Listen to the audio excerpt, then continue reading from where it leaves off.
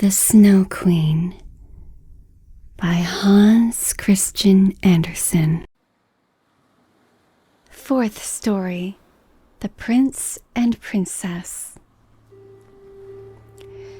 Gerda was obliged to rest again, and just opposite the place where she sat, she saw a great crow come hopping across the snow toward her. He stood looking at her for some time, and then he wagged his head and said, "Caw, caw, good day, good day." He pronounced the words as plainly as he could, because he meant to be kind to the little girl. And then he asked her where she was going all alone in the wide world. The word alone Gerda understood very well, and knew how much it expressed. So then she told the crow the whole story of her life and adventures, and asked him if he had seen little Kay. The crow nodded his head very gravely and said, "Perhaps I have, it may be." "No, do you think you have?" cried little Gerda, and she kissed the crow and hugged him almost to death with joy. "Gently, gently," said the crow. "I believe I know. I think it may be little Kay, but he has certainly forgotten you by this time for the princess." "Does he live with a princess?" asked Gerda. "Yes, listen," replied the crow. "But it is so difficult to speak your language. If you understand the crow's language, then I can explain it better. Do you?" "No, I have never learnt it," said Gerda. "But my grandmother understands it and used to speak it to me. I wish I had learned it." "It does not matter," answered the crow. "I will explain as well as I can, although it will be very badly done." And he told her what he had heard. "In this kingdom where we are now," said he, "there lives a princess who is so wonderfully clever that she has read all the newspapers in the world and forgotten them too, although she is so clever. A short time ago, as she was sitting on her throne, which people say is not such an agreeable seat as is often supposed, she began to sing a song which commences in these words: 'Why should I not be married?' 'Why not indeed?' said she, and so she determined to marry if she could find a husband who knew what to say when he was spoken to, and not one who could only look grand, for that was so tiresome. Then she assembled all her court ladies together at the beat of the drum, and when they heard of her intentions, they were very much pleased. 'We are so glad to hear it,' said they. 'We were talking about it ourselves the other day.'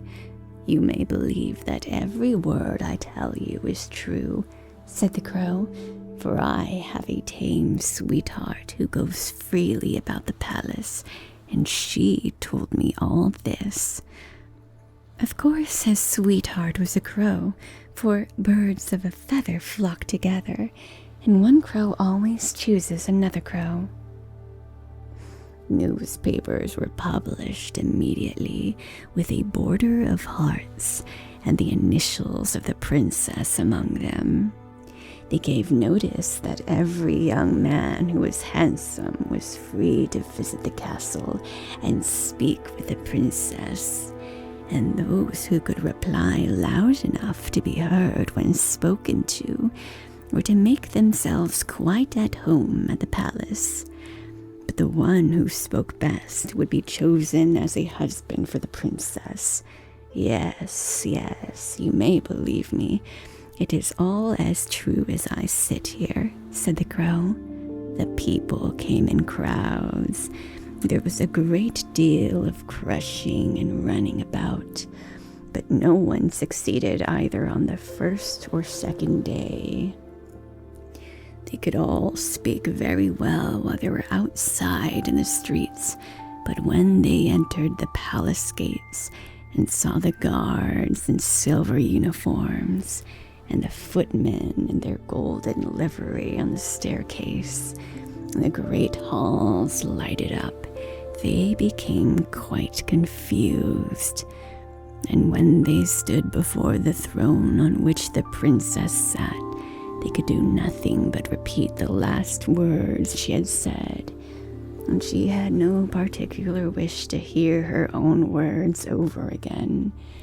It was just as if they had all taken something to make them sleepy while they were in the palace, for they did not recover themselves nor speak till they got back again into the street.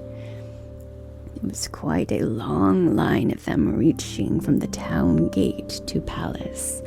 I went myself to see them, said the crow.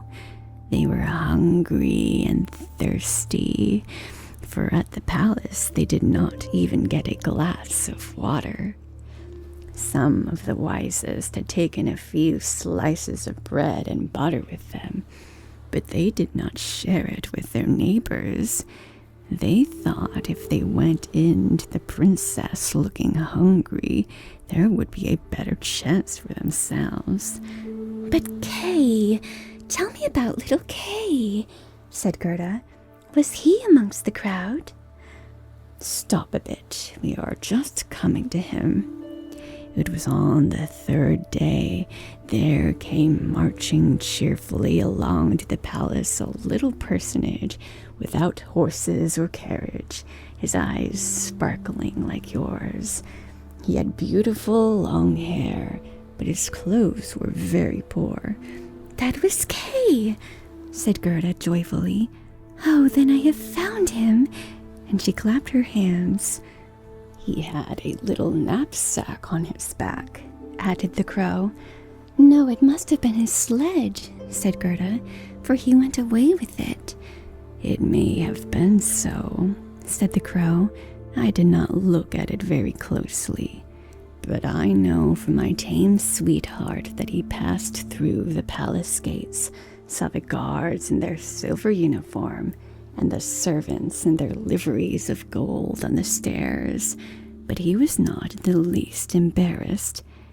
It must be very tiresome to stand on the stairs, he said. I prefer to go in. The rooms were blazing with light. Counselors and ambassadors walked about with bare feet, carrying golden vessels. It was enough to make anyone feel serious. His boots creaked loudly as he walked, and yet he was not at all uneasy. It must be Kay, said Gerda. I know he had new boots on. I have heard them creak in Grandmother's room. They really did creak, said the crow.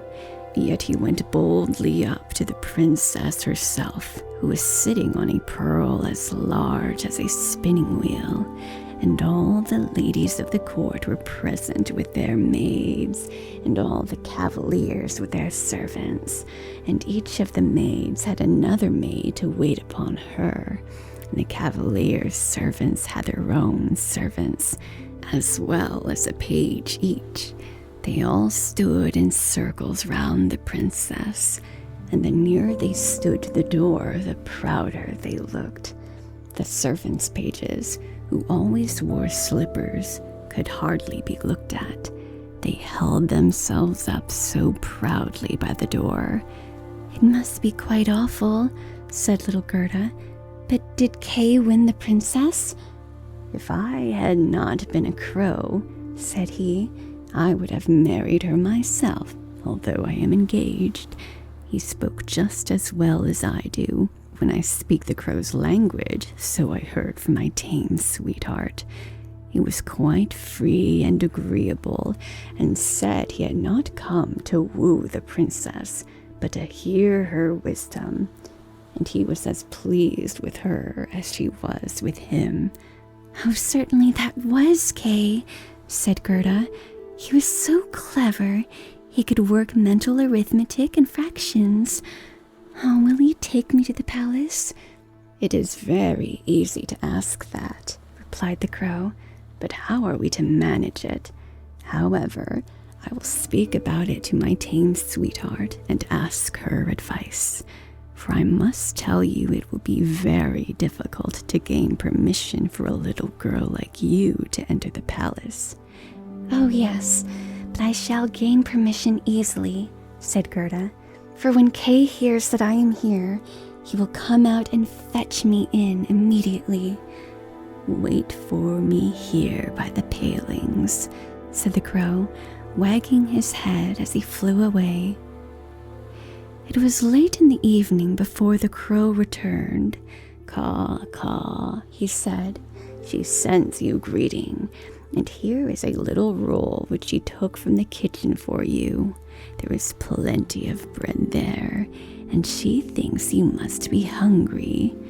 It is not possible for you to enter the palace by the front entrance.